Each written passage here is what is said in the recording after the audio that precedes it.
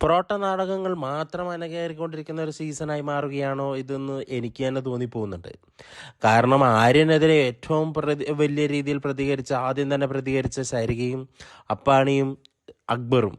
പക്ഷേ ഇതെല്ലാം ഒരു ടീം പ്ലാനിൻ്റെ ഭാഗമാണ്. എല്ലാവരെയും മണ്ടന്മാരാക്കുന്ന, പ്രേക്ഷകരെ ഉൾപ്പെടെ അതിനുള്ളിലുള്ള ആൾക്കാരെ ഉൾപ്പെടെ മണ്ടന്മാരാക്കുന്ന ഒരു കളിയാണോ അവർ കളിക്കുന്ന, സ്ട്രാറ്റജിയാണോ അവർ പ്ലോട്ട് ചെയ്തേക്കുന്നതെന്ന് നമുക്ക് തോന്നുന്നുണ്ട്.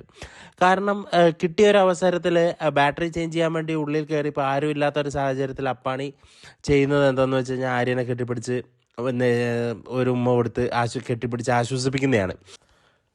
അപ്പാണിയുടെ പൊയ്മുഖം ഇവിടെ അഴിഞ്ഞു വീഴുകയാണോ എന്ന് നമുക്കറിയില്ല. പക്ഷേ അപ്പാണിയും അക്ബറും ആര്യനും ആ ഗ്യാങ്ങും ഒറ്റക്കെട്ടായിട്ട് തന്നെയാണ് ഇപ്പോഴും നിൽക്കുന്നത്. മറ്റുള്ളവരുടെ മുമ്പിൽ ഒരു പൊടി വിതറി ആര്യനെതിരെ ഒന്ന് ടാർഗറ്റ് ചെയ്തു.